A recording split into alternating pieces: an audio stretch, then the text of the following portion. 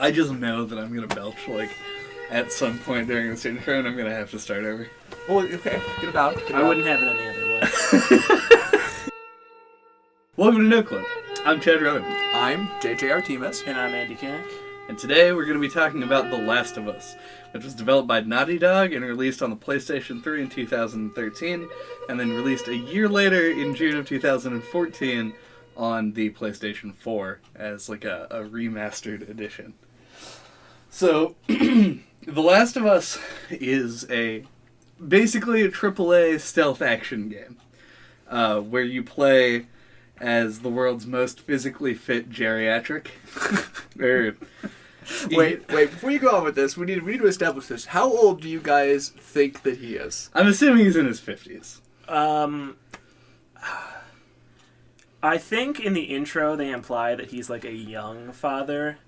So I'm going to guess he was like late 20s then, and then it flashes forward 20 years, so I'm going to say late 40s. Okay, good. We're on roughly the same page here. I was mostly just wondering what you considered geriatric. It appears to be like 50. Just harsh. Well, I have like a whole list of ways to describe Joel, including a man who has a garage decorated with license plates. Probably. The living embodiment of a don't mess with Texas belt buckle. He is kind of like a badass Hank Hill. Yeah. And a man whose idea of elegant decor is the dining room of a Buffalo Wild Wings. These are all true. Now, more like a Cracker Barrel. I guess. Like a more rustic. He's not racist enough for Cracker Barrel. Okay, fine. Something else rustic then. Some other kind of lodge restaurant. I don't want to imply the wrong thing about Joel, because we're saying... Well, he could be racist. We don't know. Yeah, true. We're suggesting all of these things about him that are normally associated with pretending to be those things and not actually being them, like trying to espouse the aura of being like a don't mess with Texas belt buckle. But he's like the actual like personification of what that buckle pretends that its owner is. Okay, yeah, he gets the added benefit of being a video game character, meaning that he lives out his existence as an expression of like tropes and characteristics like attributed to him by, in this case, Neil Druckmann.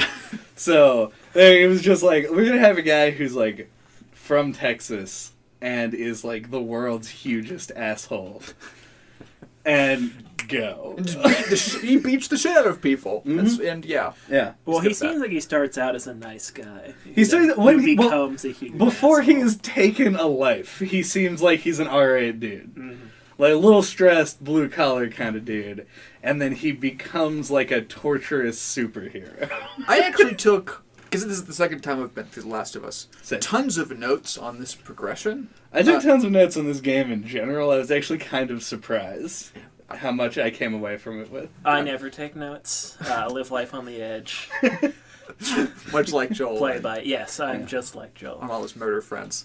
But yeah. Only not as handsome or buff. I was really interested in how many, like, when and they start his progression into being, like, horrible murder man. And most of it is, of course, implied over the period of time that you don't see directly, but gets referenced constantly through the rest of the game after the intro. Yeah. But he has, like, he's not the best person, even in the intro. He's like the nice stay-at-home dad. Right. But even when they're, like, driving around he's in a the truck. cool dad. Yeah.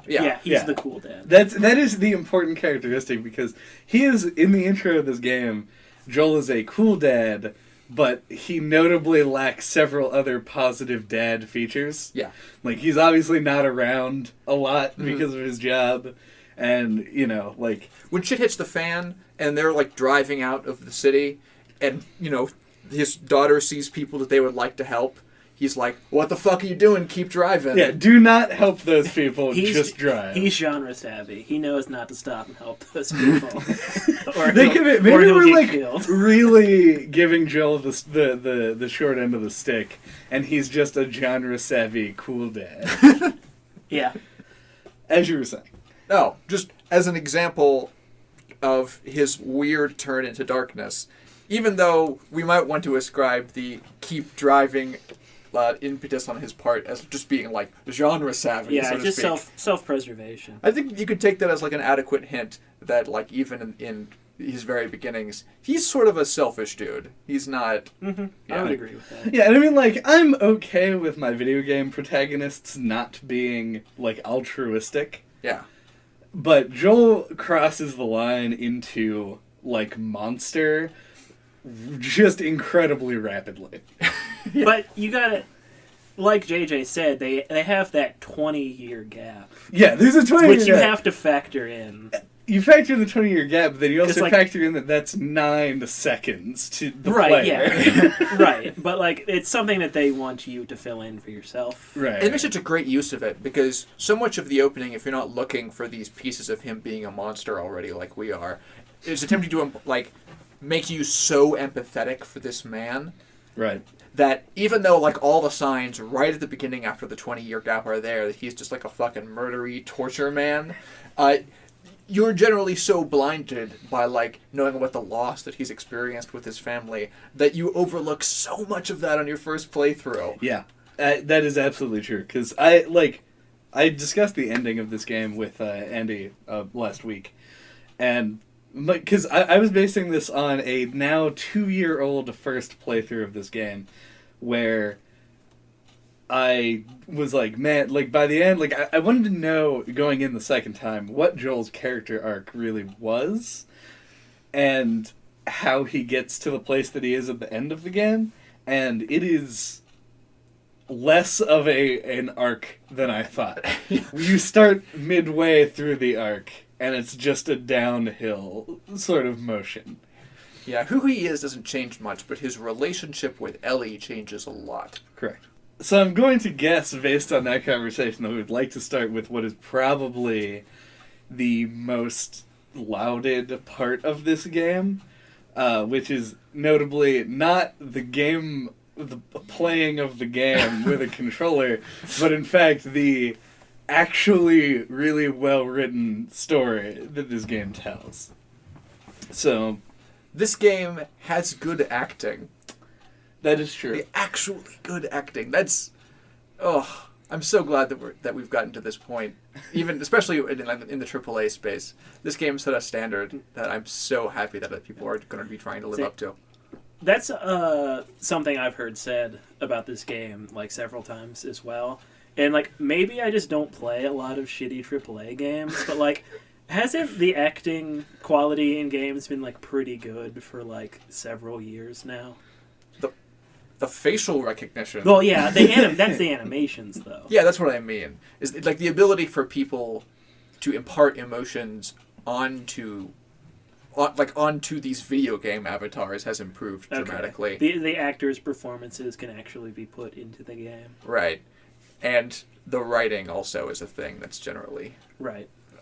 We're talking about, like, in that case, like, the motion capture and stuff, and the animation is sort of how the digital actors play out scenes in this game. But voice acting is also, I mean, while not, like, spectacular, like anything that you would, give a Golden Globe to or whatever, it is good, and by video game standards, it is in the top 1%, probably. Because it's just not a thing that games are really known for, even at this point, 3 years after this game originally came out. But it has a lot to do with the fact that they did... Well, it has a lot to do with the fact that Naughty Dog made Uncharted and made a bazillion dollars. And were able to properly finance the aspects of this game that actually convey the story. And clearly is where they put their focus. When designing this game. Oh, yeah. This game feels like a bazillion-dollar game in a way that isn't flashy, which I think might be maybe a first for me in terms of these experiences. Like, it feels like they didn't... Because most of the time when people say, this game feels like a multi-million-dollar game, what they're referring to are explosions. Or, right, yeah. really, really pretty things. Yeah. Something that just looks expensive, like Final Fantasy... Everything. Usually does, yeah. Every single Final Fantasy. Yeah, they're usually always super good looking for their time. Yeah. I mean, this game doesn't not have that. There are moments... It's downplayed. Yeah. There are moments of this game where you're particularly, and possibly only, the outdoor parts of the game, during which you were walking through like woods, and the way that it actually sort of follows the seasons and how you can see the development of the outside. And clearly this game was not made by making a model of a tree and putting that model in 100 places around an arena. Oh yeah. Somebody intricately designed these areas, like the scene in winter when you're hunting the buck, and there's snow on the ground, and it does the thing that I really like when video games do, which is where you can, without the game's prompting, sort of like make a connection to something in the real world and figure something out yourself as a player. In this case, tracking the deer by its hoof prints and then later by blood. And that is all beautifully rendered on the snow. Even if the tracks are just like a texture that they painted over, because the deer presumably runs in a set track, it still looks really natural within the game world. All the outdoor areas are like that. It only really takes a step down during the indoor areas. And that is actually kind of an issue I have with this game's tone, but I'll get to that in a little bit later. I think they were going for like a sharp contrast between the two, which I think really works in the game's favor, because there's lots of times where like you emerge from an indoor area and you're like, holy shit, this game is like beautiful. Yeah. It's a little heavy-handed, I'll say. I appreciate it and I love these moments, but it is like it's a very clear contrast between you're in like a closed off area where things are supposed to feel claustrophobic, and then when you're in the open areas they aren't tense anymore. And then also the characters frequently comment like, wow, it really looks beautiful, as if they're like looking directly out of the screen. They're like, we spent a lot of money on this, do you like it? We think it looks good. I give it a little more credit than that. It's got I give them all the credit in the world for making such beautiful scenery. Right, there's maybe one or two scenes like that, but for the most part, I think it has more subtlety than that. Yeah, as an example of them like completely owning it, like the giraffe scene, for example, is them make what? See, I have conflicting feelings about it, because like I think in the moment it's really effective, and then like you start to think about it and you're like, wait a minute, that was pretty heavy-handed. Also, it's 20 years, just like on a logistics standpoint, 20 years after the fall, these giraffes are still here. Not the same giraffes. Yeah, probably. they like escaped from the zoo. The giraffes made like a habitable environment out of. Like we're in Salt Lake City. They would have. Giraffes need. They would have lived to somewhere that had like lots of trees they could eat off of.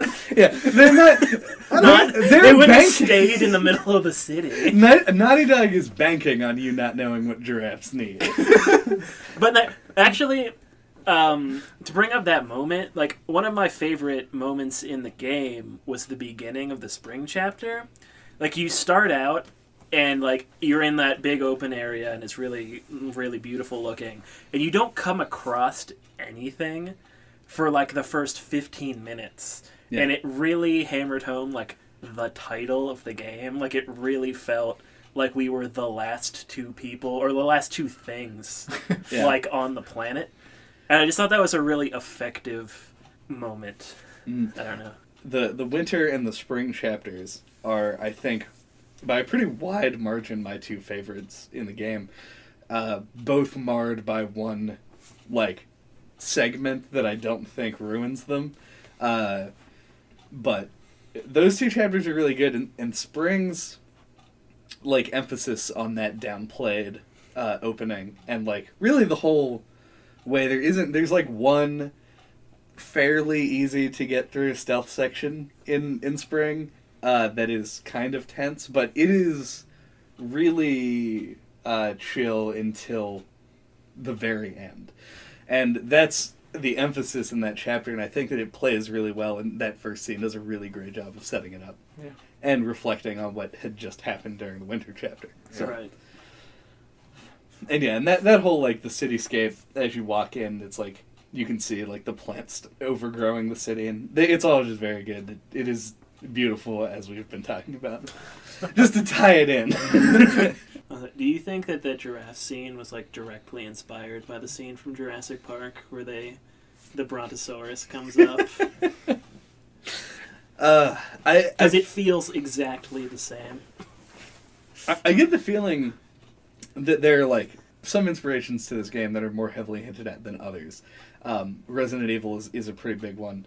And there are a few other game franchises and movies and things like that. 28 Days Later, of course. I didn't really get a Jurassic Park vibe. Like, but I'm talking that specific scene. I totally see it. It's almost like a shot-for-shot remake of that scene. It has a completely different undertone, which yeah. paints over completely different. There are like weird... visually, it's set up like exactly the same. Yeah. It's kind of like but it is also just like the reverse, right? Like, because the Brontosaurus scene is like this thing where it's before everything goes to shit. And then the giraffe scene is after everything has gone to shit. So it's like, maybe they're trying to bookend, I don't think they're trying to do that. No. Confirmed, same universe as Jurassic Park. Yeah. There wasn't a moment during the Jurassic Park giraffe scene where people had to, like, come to terms with their probably immediate mortality and, like, rebuild themselves from, like, a disastrous personal experience. Right. Yeah. Unless, like, there was like more turbulence in that Jeep than I'm remembering prior to that scene. Right. Because the thing that I was thinking here is that we began talking about the story, and then we talked about how good this game looks for a while. But the plot's so damn important to this game. It's right? incredibly important. Like, the mechanics are... They're laid on a bit thick. There's probably a little bit more than they need. But this isn't a mechanical experience that you can't get almost everywhere, for the last 5 years or so. Right. Well, notably, it has... We're not talking about the mechanics yet. Sure. It is, at least at the beginning of the era of, like, this kind of a game. Yeah. This was before the Tomb Raider remake. This was before things like The Order and where it got, like, really bad. Mm-hmm. So... I'll give it a little bit of credit for this style of gameplay, because it does feel... I'll give them credit for using this style of game to drive what is supposed to be more of a narrative-based experience, because it allows the game to sort of show you itself in a more natural way. Like the third-person camera, the fact that you're sneaking and you're exploring, so you have to be aware of your surroundings, so they can put more hints and things like that in it. Yeah, and... For me personally, and granted I don't play a lot of games like this, but I had played Uncharted before this, and I really liked how this game gave me I always had the option of getting in a firefight, trying to be stealthy, or like hitting dudes with a pipe. Like, I've never played a game... I really want to come back to this. Because that is probably 90% of the content that I have for this podcast. And if we go off on this tangent now, it won't end. Okay. One thing I was getting at when we were talking about like the start of the spring chapter is I feel like there's kind of they have a little bit of a difficult time trying to give this game like it's a consistent tone. The game sort of marketed itself originally as a horror game, in as much as, it has what are effectively zombies in it. Yeah. And this is kind of the thing that I take issue with, because the game can't do horror. Like, it is incapable of it. And there are times that are more tense than others, but at no point do you really feel like you're playing a survival horror game. I agree. The limitation on ammo is a thing that is borrowed from survival horror, and zombies are from survival horror. But I feel like a lot of the time the game just doesn't succeed. And the thing that it does, that I think it wants to do, that it attempts to use the infected to forward, but I don't think successfully, is a, like, tragic human story. But you can't, because the game treats the infected so much like zombies, it's impossible to feel like their story matters. Because they're just faceless, spawning zombie monsters. Yeah, and there's never, like, a scene, really, where the characters, like, show hesitation to kill them, or, like, any kind of remorse for it. Right. And the characters are all extremely competent at killing these things. Yeah. Like, Ellie will just leap onto one of them and stab them in the jugular like 5 times. Right. Like it's no big deal. Yeah. That's another thing, though, with Ellie's character progression.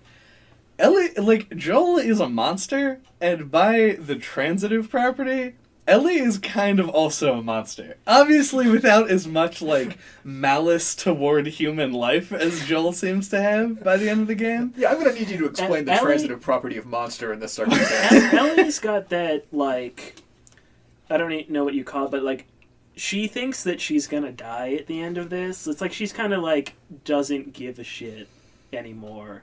Like, she even has a couple of lines where she's like, I'm not afraid of dying, etc., etc. So I've been waiting for my turn. Yeah, et cetera. and, like, so it's like she's, I don't know how to word this. She's lost. She doesn't have anything that she can feel connected to anymore. She has, even though she got into a circumstance where she assumed she was going to die with an individual that she cared for greatly. And instead, she lost that sort of, like, tragic, romantic circumstance that she actually desired and ended up gaining instead this, like, ludicrous importance to humanity that she really didn't want at all. Right. She never treats herself like she is important. If anything, she's actually mad Yeah. about this Yeah, situation. she's gotten herself into a place where, like, it doesn't really, she's able to act monstrous or heartless. Yeah, when I discussed... Well, first of all, I don't really necessarily think that Ellie lacks a sense of self-preservation. Like, I don't think that she... Well, she's not reckless, no. Right. She's just listless.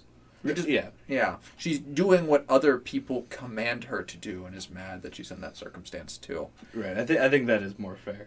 Compared to Joel, she's certainly more emotionally responsive. They have the entire arc with her sort of, like, coming to terms with the kind of, like, damage that she's going to have to do to people to survive. She always gave lip service to that idea, partially because of the, like, military training that she went through when she was young. But she always, like, talked the big talk when you first encounter her, and it's not until after she, like, kills her first person and you see, like, how she actually responds to that situation. There's a big shift between, like, after I can't remember the characters' names, but the father and son that you pick up in Pittsburgh, like, after they die, there's, like, a big shift in Ellie's character. Because she cares a lot about their well-being, and then after they die, she kind of, like, learns a lesson from that. Yeah, she sort of just got Joel at that point. Yeah, the thing that I was discussing about what I described as the transitive property of Monster is that by being around Joel and going on this, like, year-long adventure, she is sort of taught through him a sort of shoot first and ask questions later mentality. And by the end of it, the game... And this is a thing that people criticized Uncharted for, and a thing that people frequently criticize games in general for, and it's just because design hasn't quite figured out a way to make not doing this viable, where enemies will yell out and be like, it's that girl from before, like, how many of our men died? And they're like, because they died. It's like, he's a crazy person, and he killed pretty much everyone that anyone has ever met. Like, The Last of Us is more of an end goal for Joel. Like, he wants everyone else to be dead. And Ellie just totally goes along with that. By the end of the game, by Winter, she is, like, fucking, slitting people's throats and shooting people with a shotgun. At 14, I, at 22, fired a shotgun once and bruised myself. Did both of you guys play the DLC or not? I did not. I did 2 years ago. Okay. I did not even think about it. Because that sort of depicts her... I mean, she goes through the, like, I have killed a man state, and then gets trained into the use of the rifle. But that's the first time where she has set herself up into a position where she's, like, been trained, but is completely alone and has to become the murder person. Right. Yeah. So, it's like, during that Winter transition is definitely when she starts to progress into the crazy killing machine that, like, all of this other sort of unnamed town. I don't know really what to call it. Community. Of Yeah, cannibals. it's a town, and that's fair. Yeah, she kills basically the whole population. And burns it down. Don't forget to burn down the town. Yeah. Also. Well, she burns down a building. I don't think she burns down the whole town. Yeah, it's something that just becomes really routine to her, and it's like, I think they brush it off with like, there's a cause, like there's a reason they're doing it. Right. The thing It's is, a justification there. I truly believe that you kill more human enemies in this game than you do infected. Mm-hmm. And Probably. while the game calls it out, I don't think that calling it out makes it make any more sense.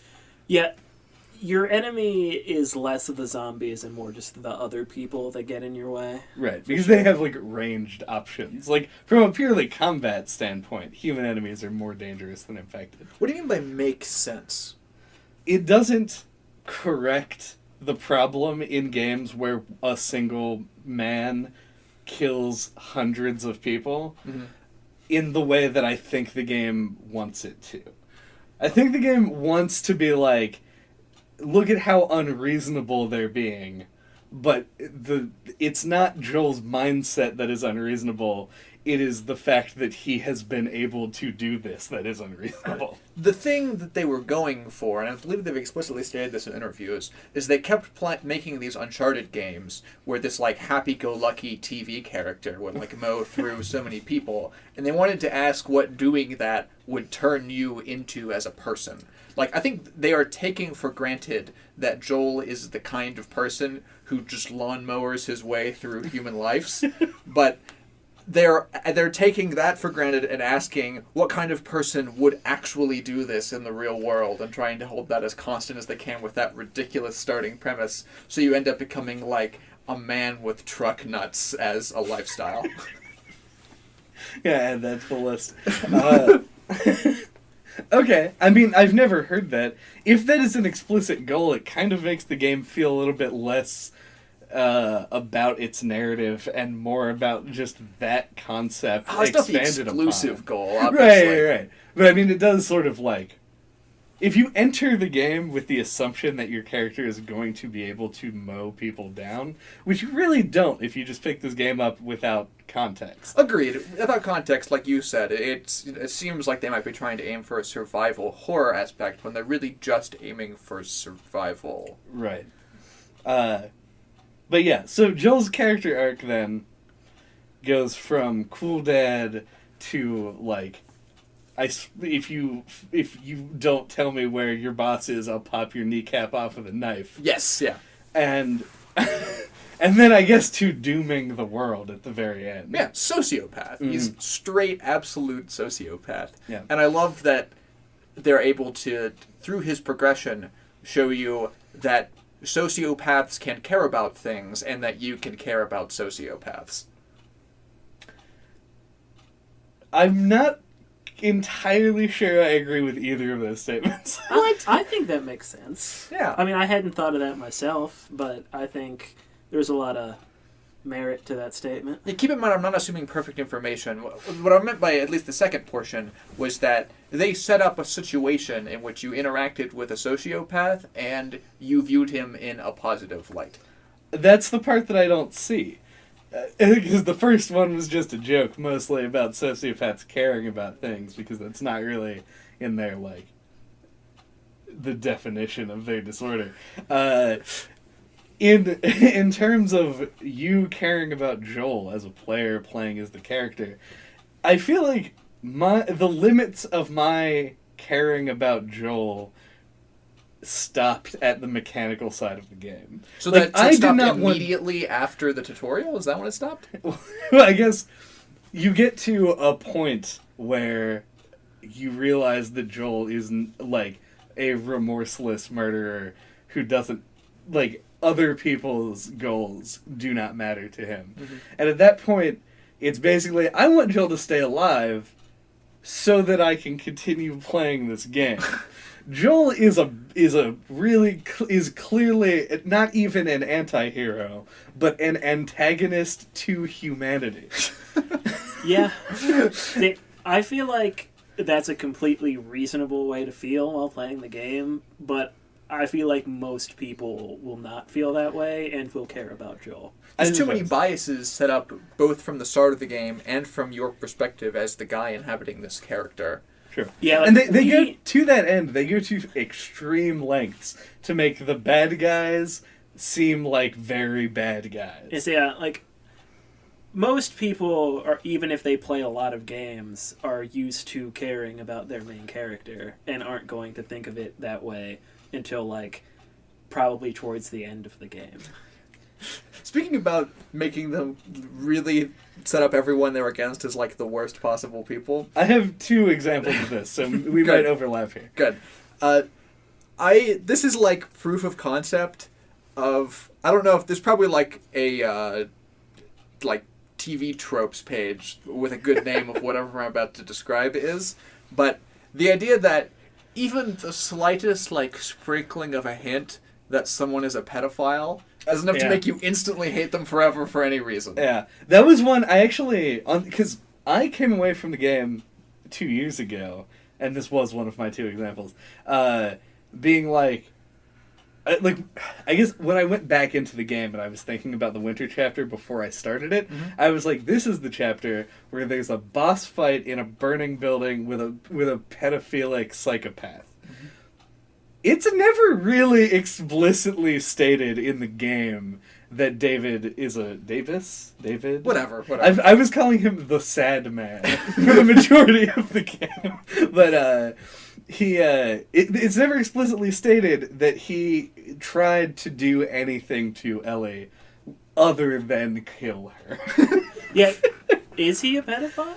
I would say there's not really any other way you can interpret the hand touch scene. The way that, like, when I finished the game, I was like, okay, this game, like, hit all of the plot points I expected it to, like, for a zombie story, in, like, the general sense of, like, where the plot went. Mm-hmm. But I was like, they never had that scene, like, a part where they came across, like, a group of men who probably hadn't seen a woman in years, and it got rapey.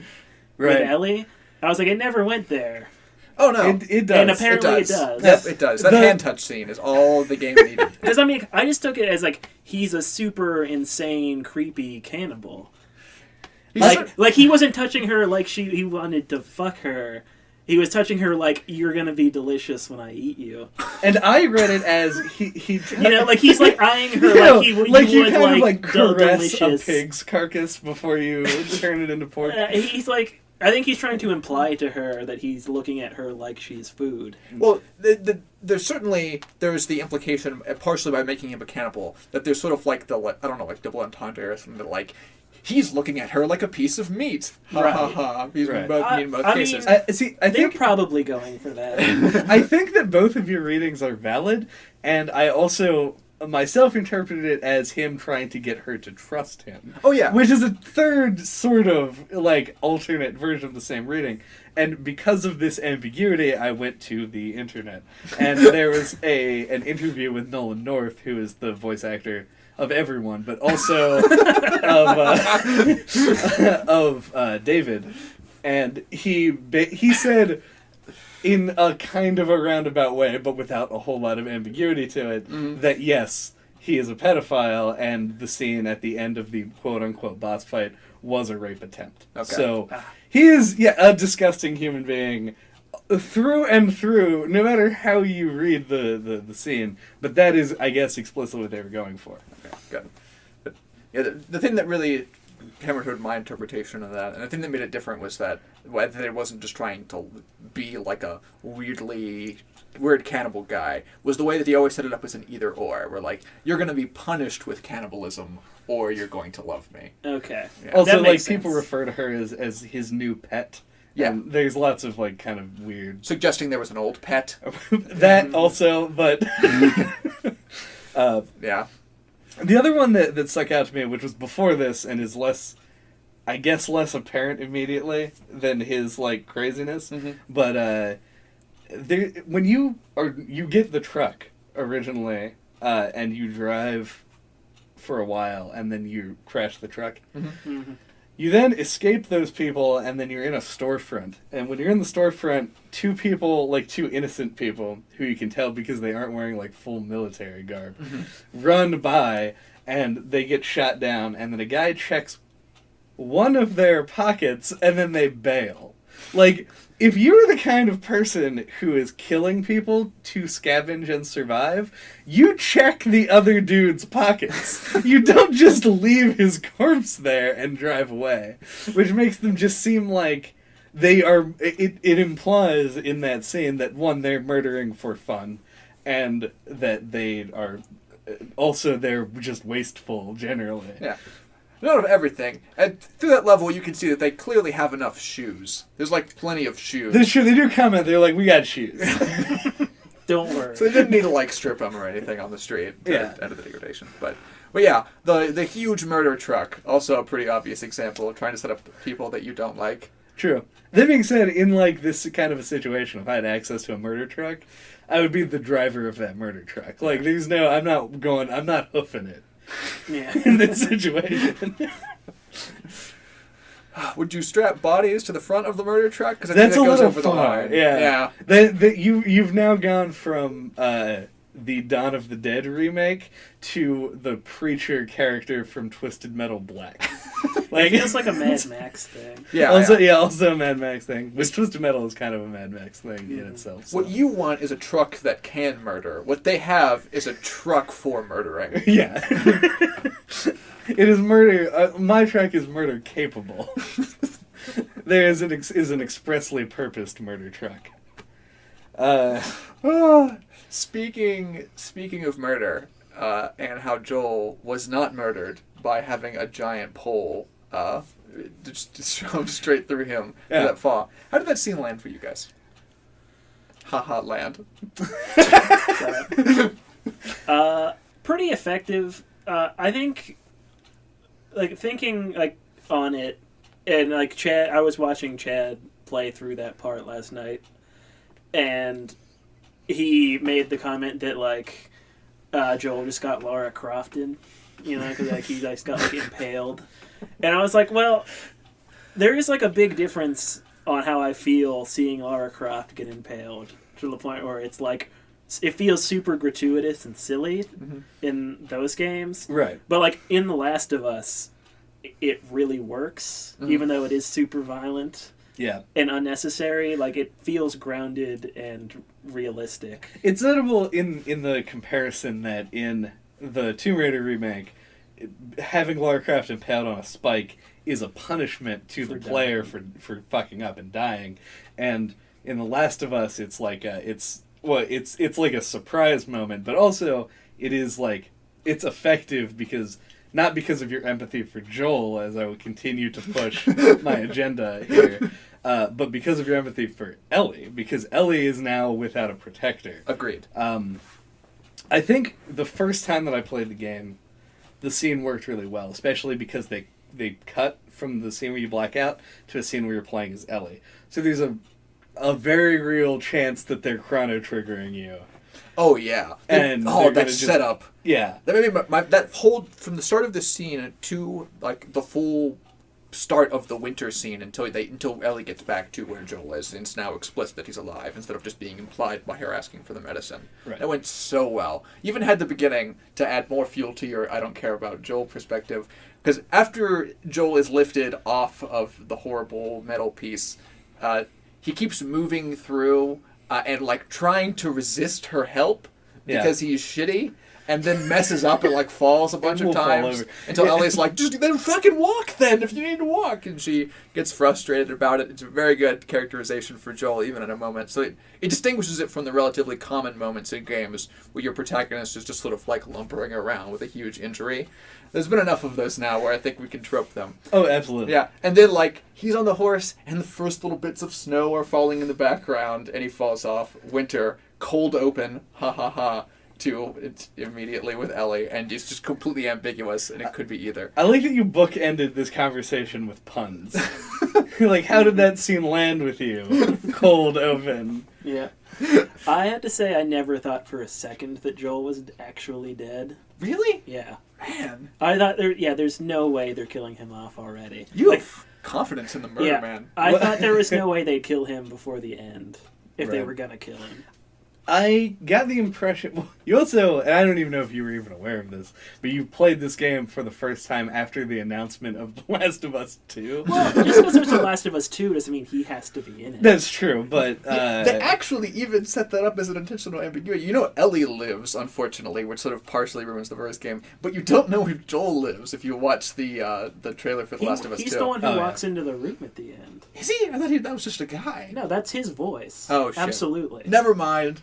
Erase. I mean, it's at the very end. They just did like a. They were doing a. You bait don't. and Yeah, you switch. don't see him. You Yeah. just hear his voice. They wanted the anticipation to last for a minute and 30 seconds, not like 6 months until the game comes out. Mm-hmm. I'm going through here to try and figure out if there's anything else on the story that I wanted to say. Well, Just Yeah. as a general question, like, what do you think of the plot's quality, just like in general? 'Cause Without that's something that that I was thinking about a lot because this game is like praised for its story, Mhm. and like when I was playing through it, it felt very like standard zombie plot. I think it's really held up by the characters. Yeah, I think that the plot of the game is... It's hamstrung by the fact that it is a 13-hour video game, and they sort of have to keep moving the goalposts and make you go do another thing and do another thing. But the saving grace in the way that this game tells its story is through its character development, and more specifically through in-game interactions between characters, which I think are maybe not like stellar, the best thing about the game, but like really good and way above the average. Yeah. There's a reason that this game doesn't end with the scene where Joel is carrying Ellie out in a reflection of the opening, and Right. instead ends at the lie. And that's because what they were actually caring about is the development of the relationship between these two people, Right. and not like the implications for the world and what's going to go on.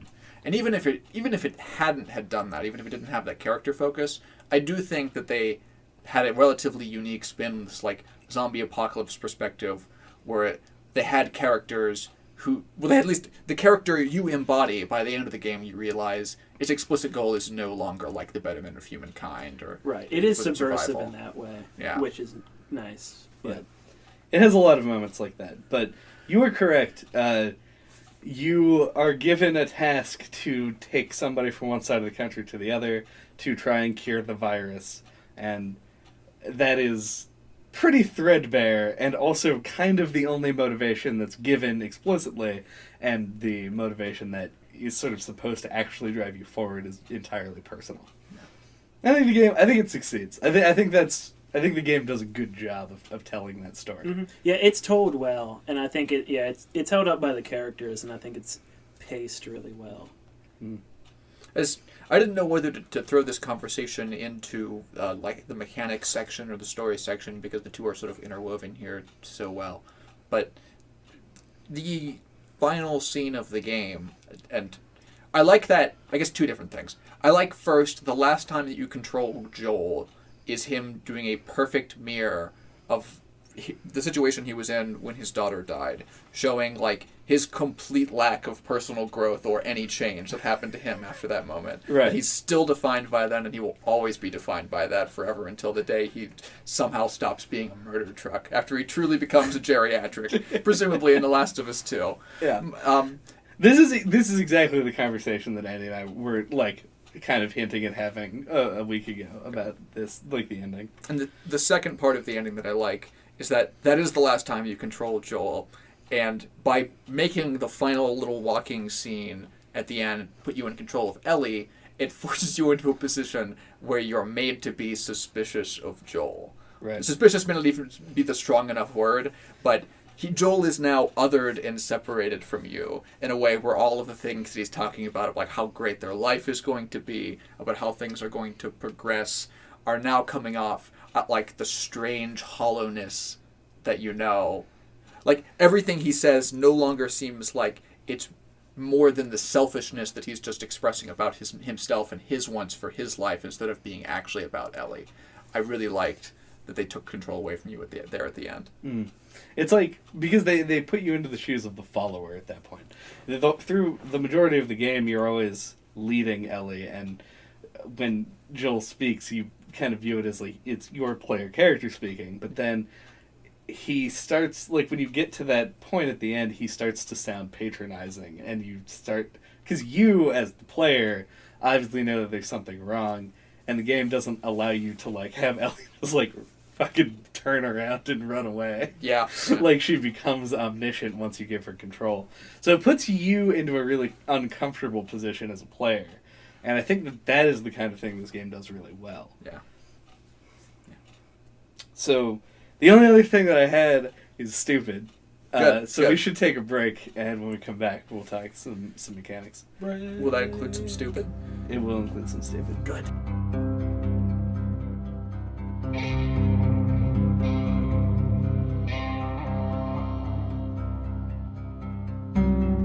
Welcome back to the podcast.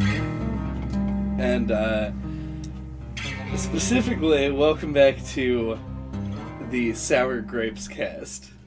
Where the grapes are going to get real sour. No, I like these grapes. These are good grapes. These are not good grapes. So I pose a question to my fellow podcast hosts. Okay. Mm-hmm. When is exploration bad? When aimless exploration is required to advance the plot. When That's what I always say. when you have to do it, but you know what you're going to find isn't exciting. These are, I think, both valid points. I think that yours more obviously applies to this game than Andy's does. Though I Mine's agree. more applicable to older games. Yeah. So, I feel like this warning, I guess, this is going to be kind of a spiel. So feel free to interrupt me whenever you so choose. Is it when you know what you're going to find before you even start exploring? I pose this more of an actual question than a rhetorical one, because I don't necessarily have an answer as to how to make this game work mechanically, in as much as I think that the game does not work mechanically. So this game directs you where to go really well, and it has the environment set up to make the walk from point A to point V, wherever you end the game, through all of the steps, a pretty brisk pace. You could get there without too much of a hassle, because the game is incredibly linear. Mm-hmm. There's not divergent paths. You go from one point to the next, and every single point is belabored with all of this exploration, which is just aimless checking of corners and buildings and drawers and shit for shitty crafting supplies. I think the crafting system in this game should be publicly ridiculed in order to shame developers out of ever including a crafting system in a game again. It is that bad. So you would have preferred, instead of the game trying to create a mechanical circumstance that forces you to slow down, instead creating more linear spaces without enemies? Because I think we can agree that the game, especially in the overworld sections, needs the switch in tones between panic and like weird post-apocalyptic beauty. What do you think is bad about the crafting system? I'm glad you asked. Because but because like to me, like it's completely inoffensive. Like not great, but like it does the things that it should, where it does technically incentivize you to explore because you need the supplies, and B, it's giving you choices to make. You're like, do I craft a Molotov or do I craft a health pack, because they use the same resources. So it ticks the boxes of what it should do. This is a kind of, I guess, alright, to your point originally, is that this game obviously already has a lot of time spent without enemies. Yeah. The majority of this game takes place in, like, the combat takes place in arenas, and then in between they fill that space with dialogue. Yeah. I feel like the added time spent in areas looking for shit to pick up is not additive enough to warranting it, like, needing that time to be there. Additive to what? Additive to the tone? Additive to your effectiveness in combat? I would say both, because, well, as far as your effectiveness in combat, this is why I don't have an answer for this. Mm-hmm. And it's because the game is obviously balanced around the idea of the crafting mechanic and scarcity. So the big thing with scavenging is ammo, really. The crafting supplies are just there to fill space. They're unexciting things that you pick up and frequently don't need and just kind of hang around until, like, an emergency situation, at which point, directly after it, you're going to find 1,000 more, probably on the critical path. So, I'm really not 100% sure if there's some fat that could probably be trimmed in order to get the runtime of the game down a little bit and just lop off a lot of the searching. As for the crafting system, there's a thing that I remembered about halfway through the game talking to you about. Back when I played this game originally. And when I say you, I mean JJ, because I'm the worst at radio. I remember talking to JJ about this, where I felt like the crafting was never a limitation on me. I never crafted in combat. Right. I rarely used med packs in combat, honestly. The game seems to expect you to, oddly, as well. There's a whole, like, Crafting upgrade tree speed based around that. This time that I played it most recently was on New Game Plus, and at the end of the game, every stat was maxed out. I didn't have a single point in crafting speed, because it was never important. There are even barks for crafting in combat, because I did that for the first time on my second playthrough in the middle of a combat scenario, and they'll be like, hurry up! Like, oh, weird, I didn't even... They'll do that if you heal during combat. That's sometimes. true as well. No, I never found myself doing that either. Yeah. But yeah, so the fact that it was never a limitation made me feel like maybe I should just play the game on hard. Mm-hmm. Didn't think to do that at the beginning for this one, because I didn't remember that until I was already kind of in the thick of it. So I can't really speak. Maybe the hard difficulty makes the crafting seem more relevant, but I feel like if you have decent aim, your supplies are more plentiful than the enemies, just generally.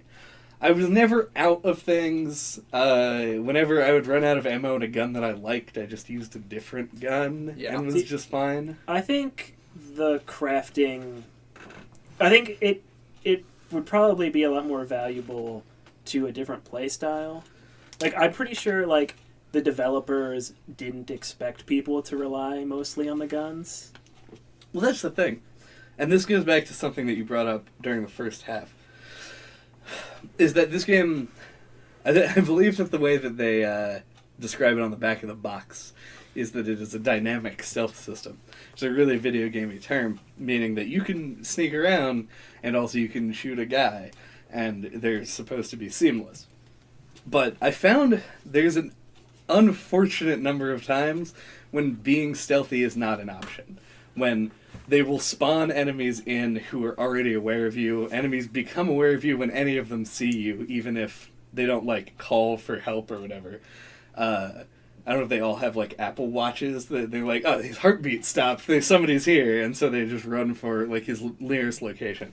And that, I think, kind of hinders it. Because I find my style of going through the game, and you guys might have done this differently, was largely you snuck around until you get caught, and then you nearly effortlessly gun down the rest of the enemies. See, because, like, I found that, like, the guns in general felt, like, kind of shitty in comparison to the way they do in other games. Well, they're supposed to. Yeah, and, like, I felt like that is supposed to deter you from relying on them as much as you did. Like, I noticed when you were playing, you were using the gun way more than I did. Oh. I used the gun also, I imagine, less than you did, even though I didn't watch you. That's mostly because my, like, Bible for this game was, like, bow is bay, brick is bay, like, constantly. was almost exclusively what I used unless things got like real bad. I feel like I never had more than 7 shots for the bow. Like 7 was like if there was a graph that showed my current amount of bow ammo, 7 was like a peak, and then everything else was way down. Like I walked around the majority of the game with about 3 shots. Did you use the bow? I used it to kill clickers mostly. Yeah, you can just pick up the arrows. But they break. They break sometimes. on like a percentage. I know, but it was it was enough that I could use it. Yeah, I found myself liking the bow a lot. Same. But also only ever having like 3 arrows. Yeah, I feel like most of the time I would run out of arrows for the bow and switch to a handgun or a shotgun because it's a video game and I'm the one playing it. Yeah. But yeah, I think ideally, like when I was playing it, I liked when I was like, I went in, started playing like trying to do stealth, and then I got caught. Then I had to like pop 2 dudes and then like run away and try to hide again. Like it felt more, I guess, like dynamic, like they describe it on the box or whatever. Right. Like that's more fun and engaging and exciting to me than just like a cover-based shooter. I'm sympathetic to Chad's point here, I think, but I played it probably most similarly to you, Andy. I was able to use the bow consistently because I was using the brick at pretty much any other time that I would not be using the bow. They do provide you with a really steady stream of bricks and bottles. Yes. But every time that I died in this game, I felt like it was because I was being too conservative with resources when I already had way too many resources. Yeah. Like, the last level of the game, which is trash, and we'll talk about why that's trash later. Hate you. Hate you. I went through, and I was like, now that I know on the second playthrough that this is the last, like, hallway of stupid guys to shoot, I am just going to use my whole arsenal. And so I went through the whole thing just, like, lobbing grenades at people. Like, walking directly up to them and just being like, and just stuffing a grenade in their face. Right. And it was comically effective. And this, in addition to the problems with the crafting system, and I fell victim to this too, definitely, makes me feel like this is a difficulty issue.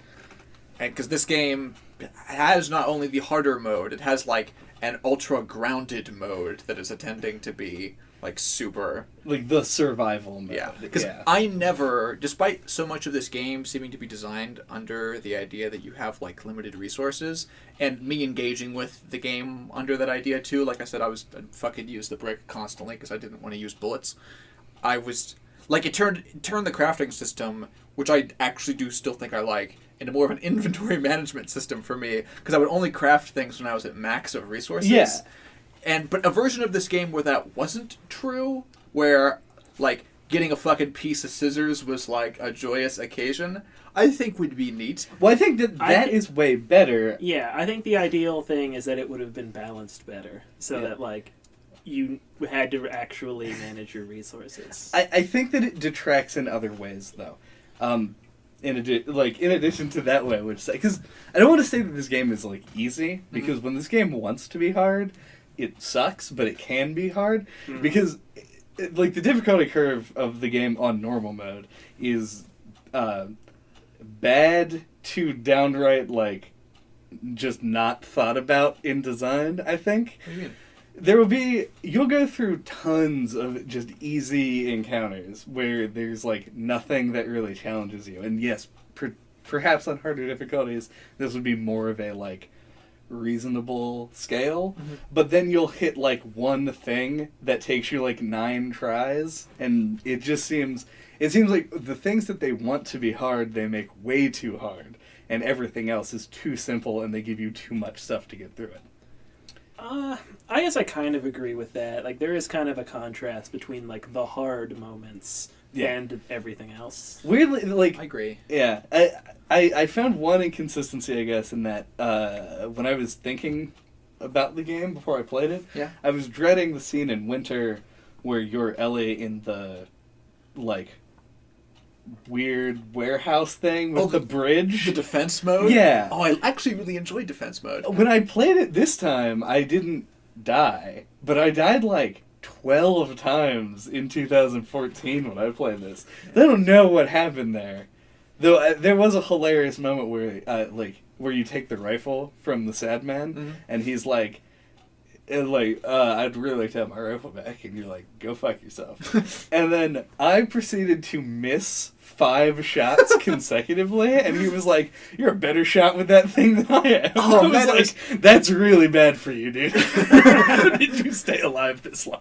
I was hoping that was contextual, because I heard the line as well, but I guess... Did you also... Oh, you were hoping it's contextual because you hit the shots. Yeah. I was like, oh, that's cool character development for the rapist guy, because he's, like, trying to be complimentary. I guess they prioritize the character development over it making sense in context. But that was a terrible shot. I just stabbed everything.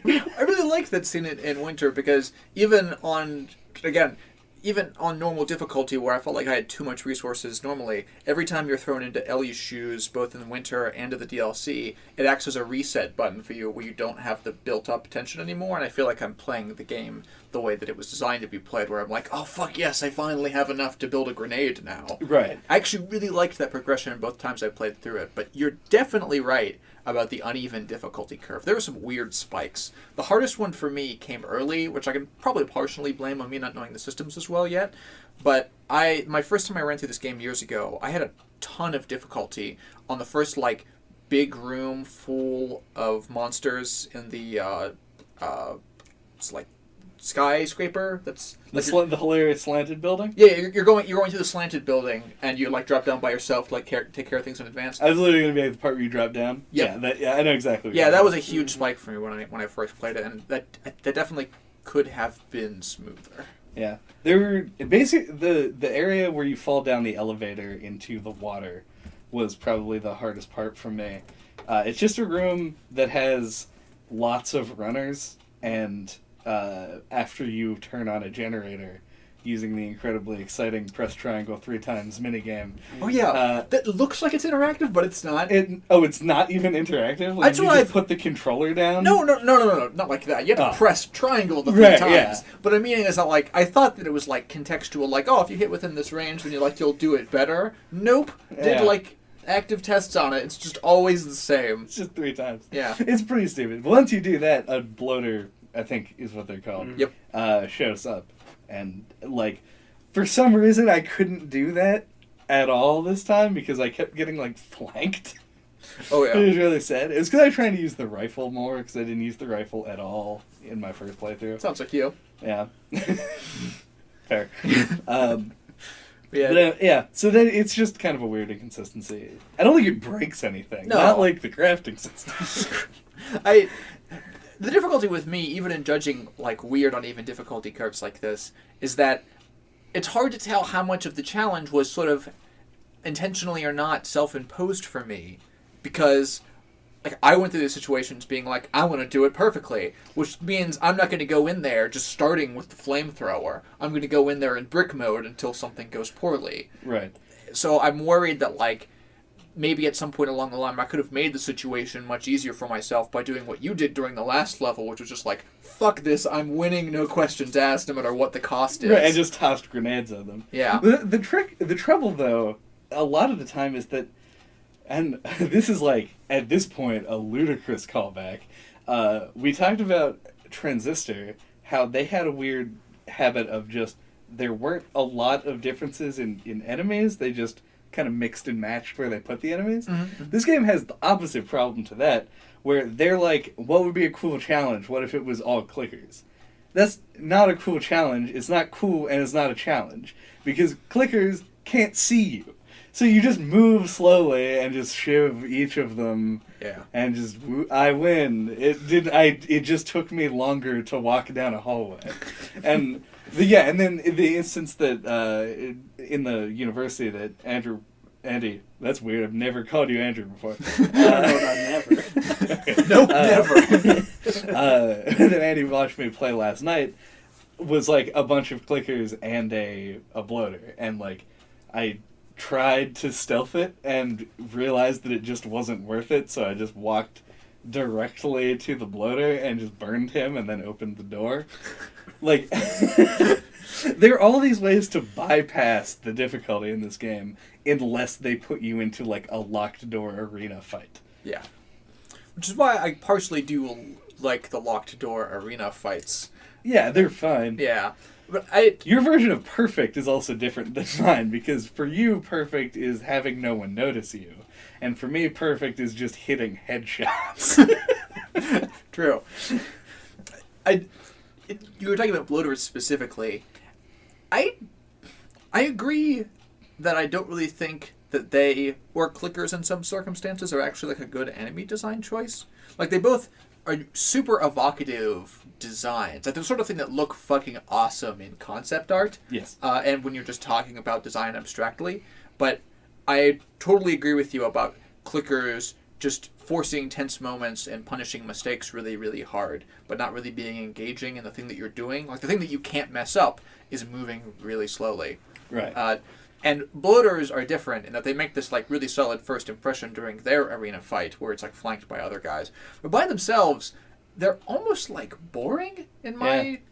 Yeah, they're They really walk slow. really slowly toward you and occasionally throw like a pustule that Unless you explodes. don't like get stuck in a corner against a wall or something, you're like totally fine. Yeah. What they should have been was like fucking hulks. They should have been something extremely threatening to you at all distances, sort of like how those like super buff locusts in Gears of War were. I was thinking the tank in Left 4 Dead, but Yeah, like same design obviously principle. not to that extreme. Yeah. You don't want to be like circle strafing in this game and like just unloading. Right. But the bloaters needed something else. They looked cool. Your death animation when they grab you is Like, definitely you just cool. Rip your face in half. Yeah, that's really good. Also, if you've ever seen, because like, I don't think that I ever get. I never had this happen during my first playthrough. Every time that I get killed by one of those, it like the camera's like, wah, and just like right on, and he pulls your jaw open. Uh-huh. If you, I don't know how I triggered it, but if you get the death animation to play with the camera facing behind you, it's great because he like does like it plays the same music and like. But when he pops your jaw, there's just like a explosion of blood out from your face. Because you can't see where your face is. It's just like, like you were just a water balloon the whole time, walking around trying to trick this girl into thinking that you were like her fake dad.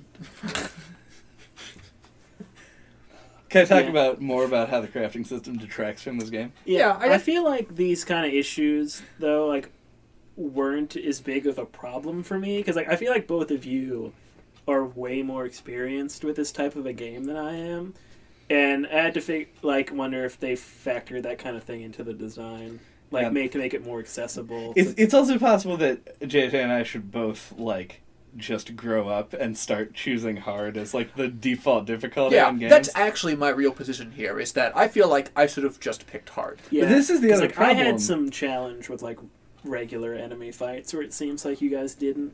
Yeah. I also sort of like the problem that I have with wanting to pick hard on this game is I want to engage with the crafting system less, not more, because of this.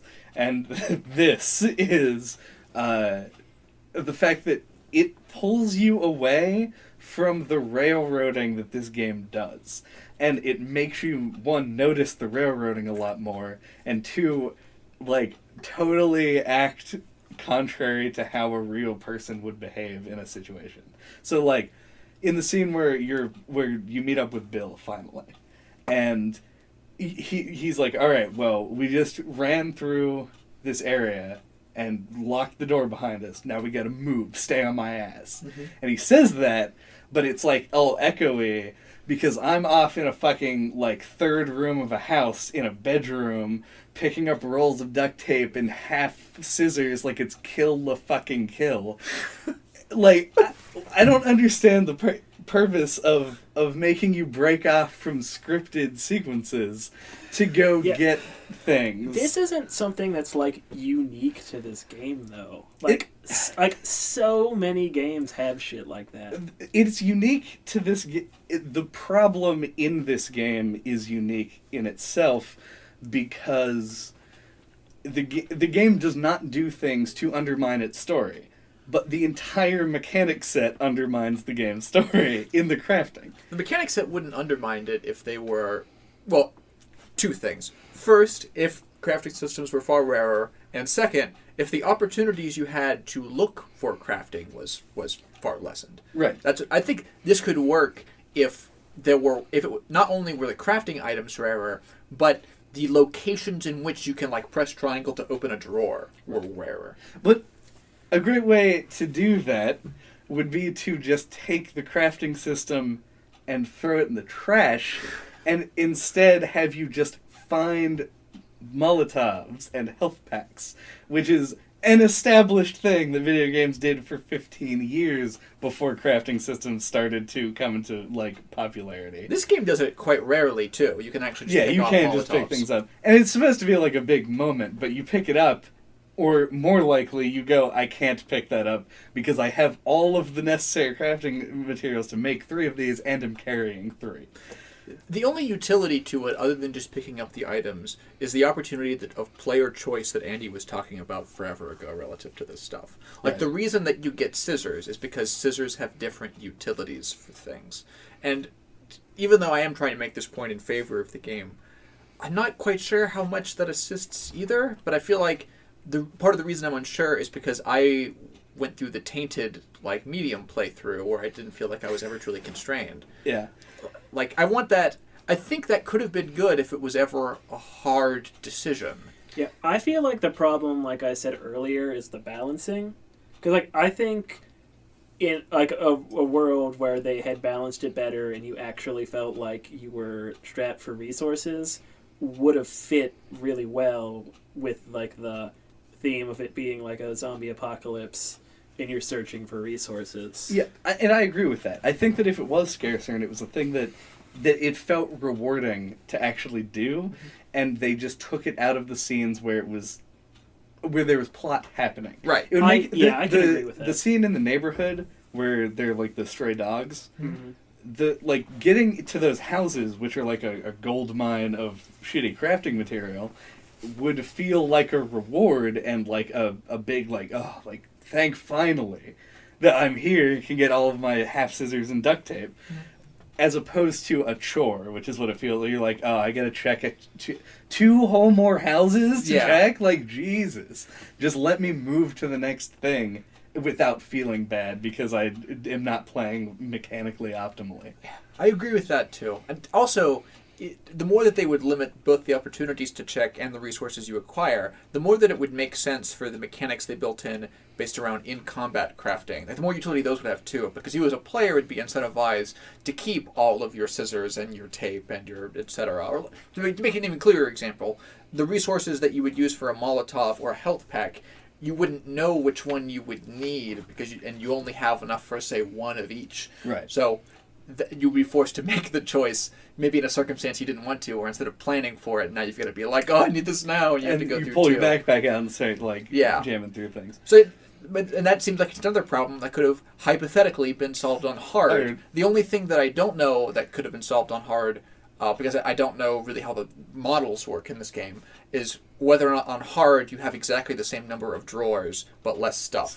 That would suck also. Yeah, if you're just opening tons of drawers and not actually getting anything for it. Yeah, if you're just lowering the percentage, that would be bad. And the other thing is in exactly the same vein as that is the things that are actually exciting to find, scrap and pills, are so few and far between as compared to things that you don't care about that you just pick up on routine. And it's just, I don't know. Like, are you including the gun upgrade system in the... Yeah, things that improve you on a permanent basis, as opposed to just give you items to use. Because, like, gun upgrades feel good. I don't actually know... I upgraded clip size on all of my guns, like, immediately. Yeah. Because it gives you, like, a tangible thing that you can tell is different. Whereas everything else is kind of, like, seems a little intangible. Where you're like, oh, it increases the spread? Like, is that a good thing? Yeah. Like, presumably it's a good thing, but I don't know why. There's some more tangible things, like draw distance on the bow, putting a scope on the rifle. Yeah, the scope on the rifle was big, because I didn't upgrade the rifle at all in my first playthrough. Yeah. And when I put both points into scope, I was like, oh, fuck.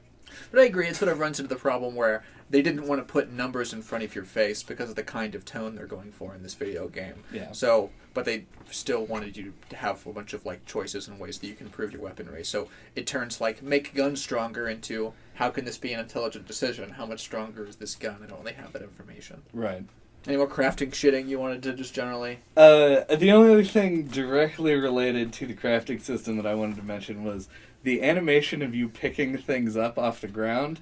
They should have consolidated scrap way more into those like boxes of scrap of like 5 or 10 and having a bunch of them. Because like when you're running and then you're like scrap and then you start mashing triangle and Joel's just like pretending that he's a crab and like swinging his arms back and forth. He looks like he's like wiping things. It just looks really stupid. Like it does look kind of goofy. You're already like downing like handfuls of pills and presumably entire plants at once, and there are already like piles of scrap that you can pick up. Like just let's like. We're not questioning the vibe, like, oh, he's got to pick up each individual piece of scrap because it's more realistic that way. Now eat 100 painkillers so that your life bar goes up. We're not questioning the reality of the situation. It just looks goofy. I agree. That was the only other thing I had, and it was only tertiarily related to the crafting. Okay. So, during those scenes where the game is trying to lead you from place to place, where you are not going to that place, you're instead going into a bedroom to pick up the tape. Right. There's a problem that a lot of 3D games have with leading your character from one place to another while still making it feel tense, even though the reality of the situation is you could just park it and not move and you would be fine. And I think this game does a pretty good job of keeping you moving than a lot of other games that I've played. You don't end up with situations where like you are running and like being held back by a really slow moving NPC, with the exception of the tutorial, which on your second playthrough is like hurts to do because you're like, oh, please can we just move forward? Stop talking to this guy on a bus. I don't need to talk to him. A lot of characters sort of move you along. They keep the actual present danger of there being infected around to keep you moving.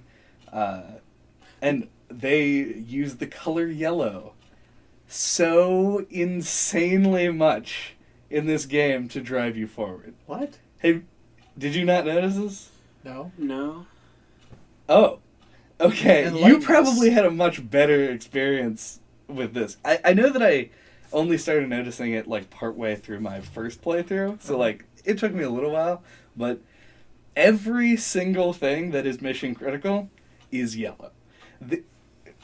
Like ledges you can climb on have yellow paint. There's yellow caution tape that's like draped over everything that's important. The plank, there's like a pallet that's in like a sunken house in the hydroelectric dam that has streamers of yellow coming off of it. It gets hilarious at the middle of spring where there's that puzzle where you have to like go knock a pallet down and then pull a ladder off a wall. The ladders have yellow on them too, now that I think about it. The ladder's yellow. There's a big yellow stripe running along the path you're supposed to go to. The ladder itself is yellow. There's yellow on the tops of the thing. It's like a crazy yellow room.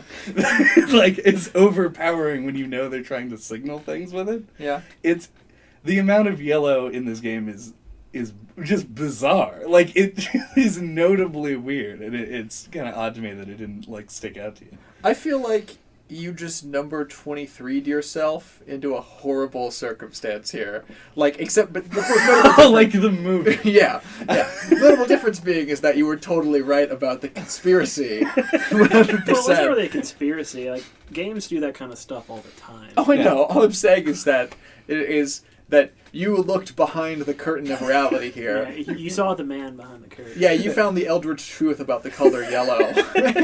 It's insane. I guess usually games use like light sources, and I find that I notice those a lot now, and I just didn't pick up on the yellow paint. Yeah, we commented on this in Doom. Yeah, Was the it like green lights. Yeah. Yeah, green light. Well, they put like green flashing lights. Those are, I guess, a little bit more apparent because they're like, they are signal lights. That is their purpose in the universe, and they also stand to out you. more in their environment, like that they don't belong there. Right. Yeah, there's more contrast there. And obviously they picked yellow to contrast, but they also picked yellow because they could have a lot of relatively realistic excuses. Yeah. And, Like, I mean, it's in the logo too. It's like black, white, and yellow. yeah.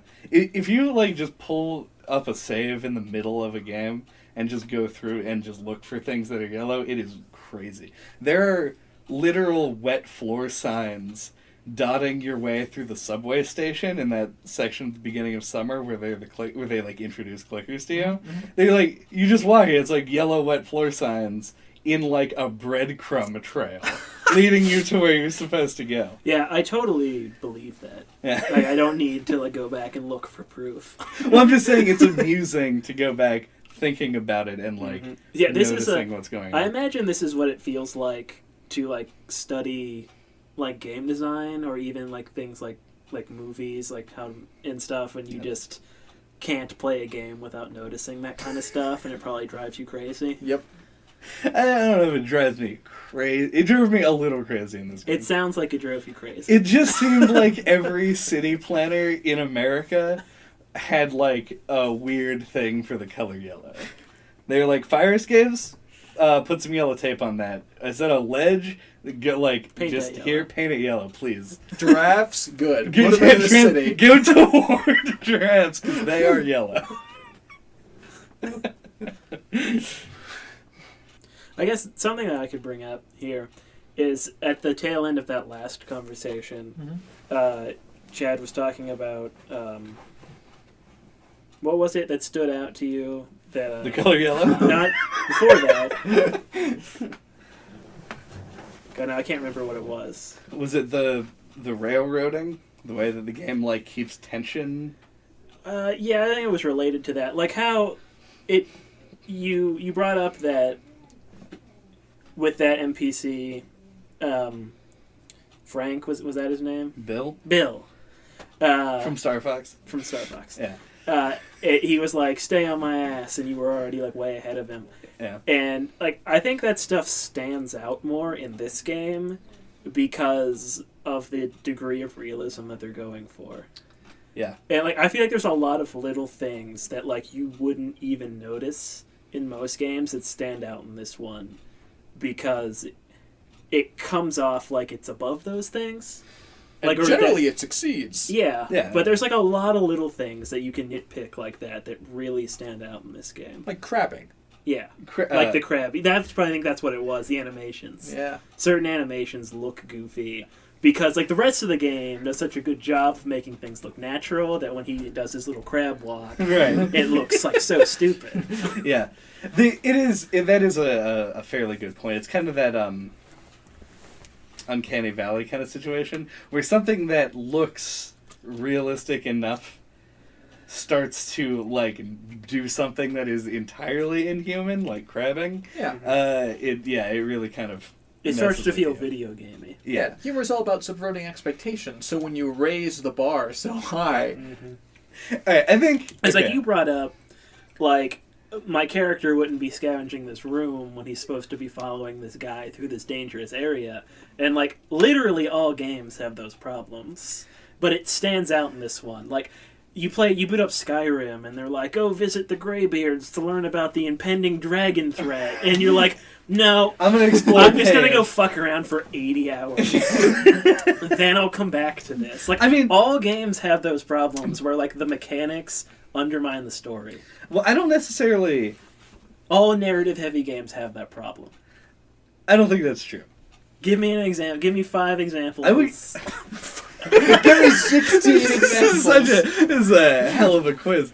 Well, where okay. that's not the case. When it comes to narrative-heavy games, you literally can just say any walking simulator doesn't have this problem because Okay. it doesn't have mechanics to get in the way. Fair. This is, I guess, sort of the problem with stapling mechanics onto a game that is linear and narrative, like, heavy.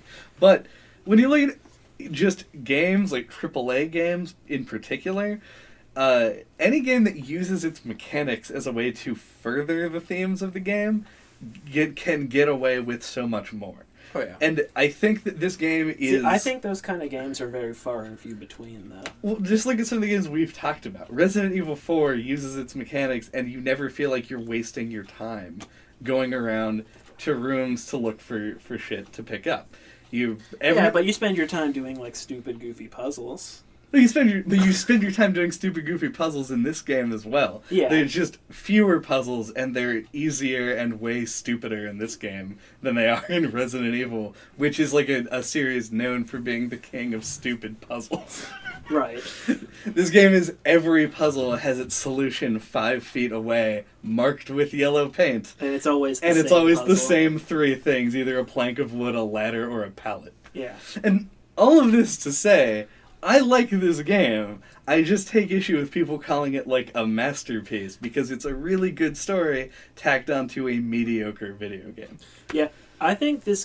tacked on is really negative, I not what I meant. I mostly agree with that statement. I think this is a great game with a lot of little problems that add up from keeping it from being as good as it could have been. Mechanically. Yeah. I think in the story, too, personally. It's one of those circumstances also where they're knowledgeable enough about how to subvert player expectations with mechanics that the game will often throw in things where, for example, in spring, right before the giraffe scene, when Ellie is clearly being like despondent and not really there, all of your interactions with her and all the puzzles that you go through are either like delayed responses, so fucking drop the ladder. They'll use situations like this to signal things about the narrative all the time, but that doesn't really make the mechanics good. It's just, it's difficult to describe. I feel like with almost any mechanic set, you could do some sort of subversion like that if you're, narratively intelligent enough. Yeah, in those situations, the mechanics are like reinforcing the character actions, not necessarily the narrative. Sure. But I mean, that's sort of a muddy distinction, right? Like when you get is whether or not Ellie is currently like headstrong about herself, currently scared, currently like despondent, is that part of character development or the narrative? It just sort of feels like different elements of zooming out on the same. I feel like that's clearly part of like the in moment like character development than the greater narrative. I mean, the character development, as we discussed before, is sort of like the crux of the narrative itself. I agree that it is more of a character building moment than it is like a narrative forwarding moment. Right. But they because they work to the same end, I think that you can say that, transitively by having this affect a change on a character, it also affects a change on the way that you perceive the narrative. I think it's all done well, though. Yeah. I think that's done well, and the point that I was trying to make when I brought it up before was that I think you can do that well with almost any mechanic set. I don't think that's like evidence for the mechanic set being good. I think that's evidence for, I don't know, like their trope awareness being good and them having a good mindset about what their goals were and what they were trying to express about the actors in any particular scene. Right. And it seems like the note about Joel lawn-mowering through human lives, as you described before, does sort of lend itself to what this mechanic set really is. Because, truth be told, with the exception of the crafting system and to some extent using a stealth system in a game with zombies is a little bit kind of shoddy. I think the mechanics of movement and shooting and mantling and the way that, they keep you on the right path because you can't jump off of things they don't have fall damage in the game because it wouldn't let you jump off of something that would cause it. I think all works well within the game and within the universe of the game. I like the fact that when you start the game, you are a terrible shot and your gun sways back and forth crazily. Yep. We miss anything? I'm pretty good. The only thing that I think I may have missed my opportunity to talk about, and so if this turns into a good conversation, I can probably find a place to put it, was just, as Andy asked our one errant Twitch viewer who showed up last night,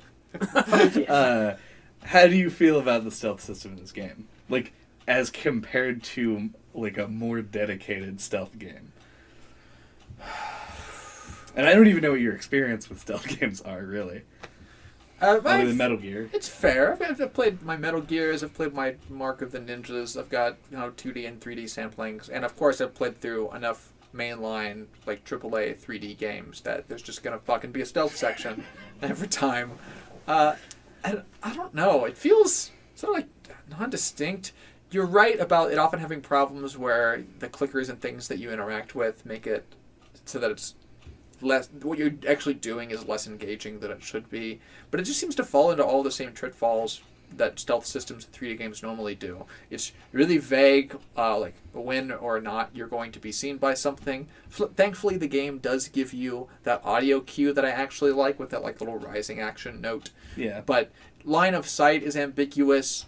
Like, you can game it a little bit, which I often did in my, my elite brick skills required me to often be in perspectives where someone was looking for me, but I had to get behind them, even like I'm like behind a bar, for example, and they're like right in front of the bar. Right. There was a million times where like they would turn the corner on the bar and like be about to see me in front of a wall, and I just go mantle over the wall. Oh, yeah. And then just go behind them and brick them. It's really funny to me that like in something that I did frequently in this game is that if somebody was coming toward me and I was like behind an object, the least obvious thing for you to do would be the most obvious action to perform, which is to just jump over the block, and they just wouldn't notice you do it because there's like a second of time where they can't see you. Right, yeah. Yeah, one thing related to the stealth that like stuck out to me, it's like the first time I went to do a stealth kill, like I was kind of like near a doorway, and like I was initiated the kill, and then like a dude like walked into frame, and I was like, oh shit, and my first instinct was to like try to drag him through the doorway and like out of sight. Right. And I'm like, how is this not a thing you can do in this game? It was like the first thing I tried to do was like drag the guy into like a closet. Yeah. Where like he wouldn't be seen. The thing that this game does that in that regard that other stealth games, like a game that is dedicated to stealth does, because it is a rule of the genre, is that like people can find bodies, and also people can like shoot you while you're doing a stealth kill, but this game lets you do nothing about that. So yeah, if you like grab a guy, you can drag him somewhere where he won't be seen when you strangle him, but like who does that? You just bash square when you grab a guy.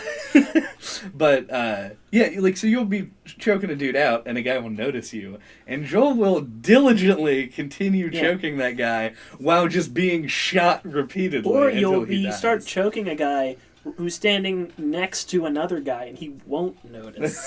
Yeah. Yeah, and then the other thing is that if you kill a dude, his body is just permanently there, and just waiting for someone to be like, oh, there's a guy here. Yeah, and that's then, just something that stuck out to me. The mechanics seem to imply that like the partial solution to this problem should have been shivs, but that doesn't really seem to be the case. Yeah, it still is a problem of just leaving bodies where they lie. Right. It is fast and quiet, but it's, I don't know. When was sound ever a problem, also, other than the like boss fight where sound was like the mechanic that you were running away from? I mean, with clickers. Right. But I mean, like, in ways that you could avoid it. Like, yeah, because anytime that you would want to, anytime that you are stealthing, you're just crouched. And when you're crouched, you just don't make noise. It doesn't seem to matter how fast you're going, except potentially with clickers. it matters with just clickers. Okay, so you can walk at full speed, full crouching speed behind a human being forever, and they'll never notice you. Right. And it's, I don't know, because the choking out thing, even if you're by a clicker, won't alert them. That's what I was Yeah. referring to. It seems like if I'm tracking a group of people who have walked past me, I can, even though it seems like I should be using the shiv there to be like taking them out silently one behind each other, I can just choke them normally. Right. And they make a bunch of noise while they're being choked. Yeah. Yeah, and no one notices. Yeah. So yeah, I agree. It's a half-baked 3D action game stealth system. But I it's found so that- reliant on it, though. Yeah. I found myself enjoying it more than in regular stealth games, but I think that's just because I'm not a huge fan of stealth games, I didn't have to stick to it. I could just be like, "Fuck this." Yeah, I think it's because it is mushier. It makes it more enjoyable to because like I am dog shit at stealth games. I know this because one of my favorite games is Metal Gear Solid 2, and I'm dog shit at that game. But this basically a stealth game has like there are three main things like to plan out when you're doing a stealth thing in a game, and you gather information, you wait for your target to commit to an action, and then you react to that action. And in this game, sometimes your target is somebody who isn't going to act in a way that could possibly be expected, and you'll be sneaking up behind someone from like 1 foot away, and they'll just go like, bah! and then tackle you because it's actually a zombie and they'd kill you in one hit and eat shit, Joel. I feel like some rage might have got mixed in at the end of that I don't think description it's there. really difficult. I'm just saying it's like a wrinkle in the ability to like plan a stealth thing. I found it way easier to just like stay 1,000 feet away from everybody and just walk through an area without engaging. I would feel remiss if I didn't mention the music and the title screen. Not, like, separately. All of the music and the title screen. And all of the title screen. Including the title screen music. Yeah, that's fair. The way that it shifts also, I should have checked this. I don't know if it's dynamic and senses after you've completed the game, or whether this was just my change in how I understood the music, like my change in how I understood the music between the two times. Because after I beat the game, that like opening weird sort of like violin thing sounded so much shriller and like so much more like more sinister to you, knowing Yes. that I feel like it probably doesn't change, but I have literally no way to back that up without checking the internet. It was subtle. I liked how subtle the music was. Yeah, I did note that the music in this game did it. The problem that I have with like every time that we try to talk about music is that I don't have the expertise to be none able of us to have like the vocabulary. yeah, to explain why it's good, other than to say that it is good. I liked the fact that it was like there was never a point where I noticed the music above anything else. It was like the music was always just underscoring things, and it was quiet when it needed to be quiet, and it was loud when it needed to be loud. Title screen's pretty cool, though. Fucking vines. It is really memorable. That's true. Is that like really? It's just like you just like the title screen a lot? Oh yeah, it's really understated and pretty, and evokes all the themes that the game wanted to, and animates, and The UI is kind of like bad on it, though. it's like nice little like honks. I like the honks. That was actually a really good like PlayStation noise impression you just did. Thank you. Well, I just no the UI specifically, like the fact that it was like the font and the weird placement of the options that could be toggled in kind of the middle of the screen with the arrows next to it. It didn't sit well with me. I didn't think it was that aesthetically pleasing. What was behind that was great. Make that your desktop background. I should. So, now that we've completed this game, and again, we are only working off of the first trailer here. But what do you guys I wanted to feel? talk about the ending. Did we not talk about the ending? No. Chad and I brought up that we had talked about the ending previously, and you said that you liked certain things about the ending, but we didn't talk about the ending. Like, Also, I never watched the trailer for The Last of Us 2, so I don't want to talk about it. That's not what I meant. It was even less related to the trailer. But the other thing I wanted to say in context to that was that I find it weird that this game would even have a sequel. Oh, I agree with that, yeah. Yeah. mm-hmm. I think that the game kind of sets itself up to have a sequel. And I think that Naughty Dog is a developer that loves to make sequels. Or, at the very least, make sequels to all of their major properties, so I'm just making that assumption. They like money. They're a company that likes money a lot. Fine, greed. What about the ending? Well, I guess I'll launch off of what Chad said there. Is like I do think it leaves off like open for a sequel, Mm-hmm. and I think that plays into like things that I don't like about the ending. Because like I'm very torn. Because like in a sense I kind of like it, and on the other hand I kind of hate it. Because like the last scene, like I think it's because I'm used to traditional storytelling. And, like, I hate how the last scene paints Joel as just, like, a selfish douchebag who just, like, just threw humanity in the garbage can so he could play dad for the rest of his life. And, like, that left a really sour taste in my mouth. I think that sour is supposed to be And about Joel. Yeah, and I hate that he lies to her. Is like is how it ends. Like, the very end, it's hard cut credits. Did you ever like him?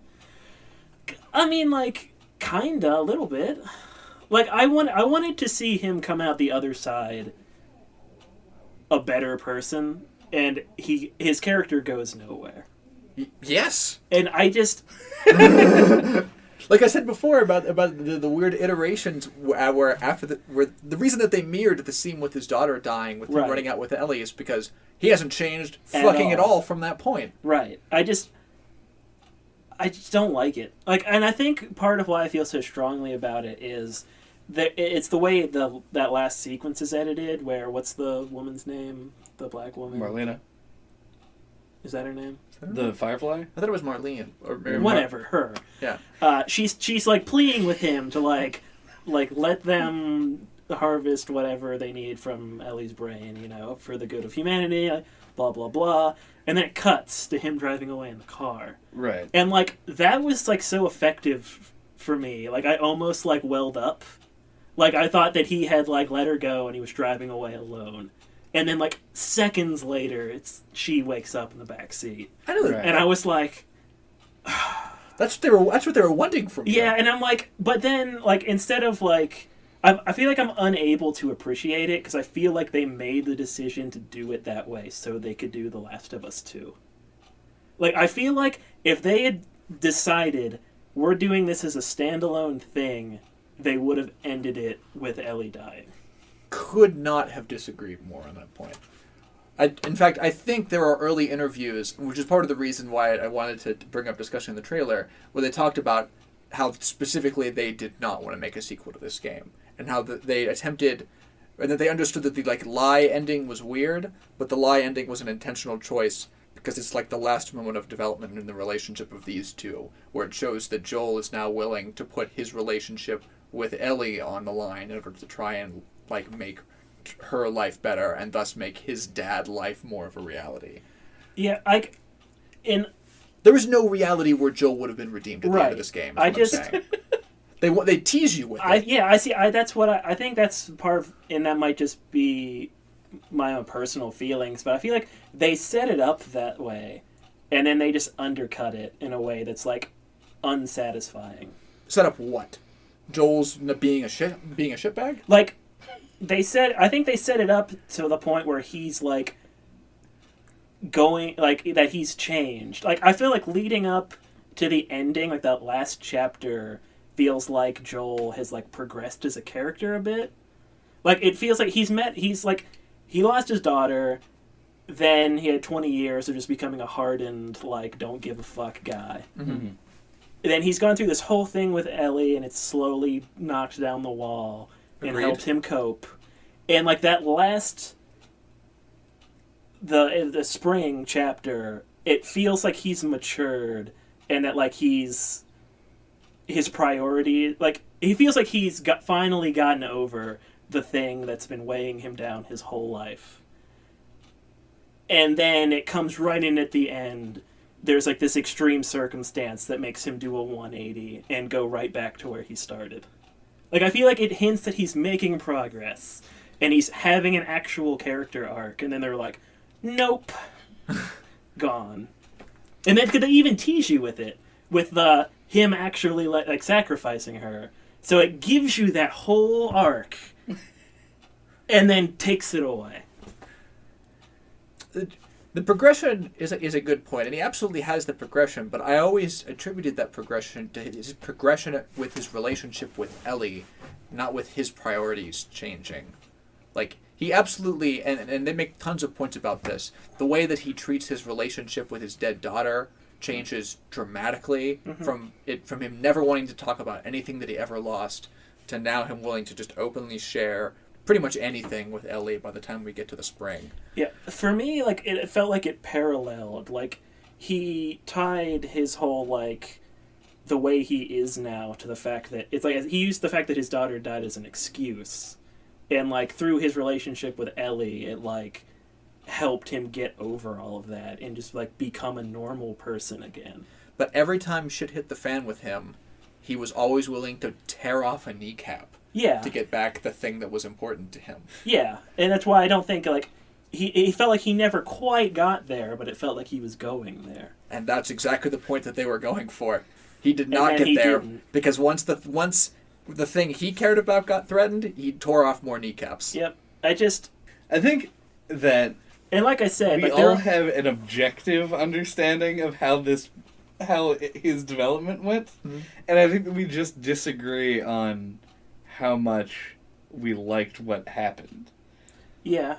Because, like, I love the ending of this game. I think it's probably, like, the best payoff in terms of a game story, like, possibly ever, because it is just such a downer, where it gets to the end and you realize that, like, everybody sucks and you're a dickbag and probably everyone is now gonna die. Like, everything that could possibly go wrong is going wrong, and that's the kind of story that I like for some reason. Yeah, like, I understand all of that, and in a way I like how it's subversive. But, like, there is something about it, like, I think even if you're going to have a subversive ending, there should be something satisfying about it, or there should be some kind of closure, or there should be, like, something to it, which I feel like this ending doesn't have, at least for me personally. The lie was the closure for me. The lie was the point at which... That's my least favorite part. At which Ellie is a smart human being, and they've set up that situation during the last walk to make you be in her role and have the same sort of questions about Joel's motivations and the thing that she can do. Because, like, think about how the ending went from Ellie's perspective, right? Mm-hmm. She went unconscious in a river, and next time she wakes up, she's in, like, a hospital gown without any of her shit in the back of a truck she's never seen before with Joel, and everything gets relayed to her from him. Like, it makes sense for her, knowing what she knows about Joel and being with him, to distrust him to a point, which is why she poses the question in the first place. And it's why she opens the question with a discussion about how she was trying to make clear to Joel the same thing that Marlene was trying to tell Joel, which is that it's what she would have wanted. She starts that discussion about saying, I'm ready to die, to try and make it clear to Joel that even if that circumstance was going to cost her life, that still would have been the thing that she would have wanted and would have accepted. And then, after she explains that, she gives him the last opportunity to ask if everything that he's doing has been telling the truth. Like, she in a really emotional, really emotionally poignant moment, like, she's not angry, she's not distrustful, their relationships is still incredibly solid even when she's questioning his intentions. Mm-hmm. She asks him if he's telling the truth, and he lies back, and when she says okay, you could read a lot of things into that because of how little that's given back, but that's the point at which she is also willing to accept her relationship with Joel over the sort of mistrust that she had. Like, she has continued to be, again, like I said in the first place, I could go on because there's a million different ways that you could hypothetically interpret one word said in a monotone voice at the end of a character arc of a character at the end of the story. Right. But the lie is the moment of closure because it's the moment that proves that both of them still... The story about their relationship ends at that point because both of them agree mutually in that scene that they care about the other more than pretty much any of their other concerns. Thank you for listening to NOCLIP this week. What are we talking about next time? Next time, we're going to be talking about SNES JRPG classic Earthbound, known as Mother 2 and other places. Than the Earth? Until then, If you want to get a hold of us, you can do so. All of our contact information is on NOCLIPpodcast.com. Leave a rating and review on iTunes and also on Google Play.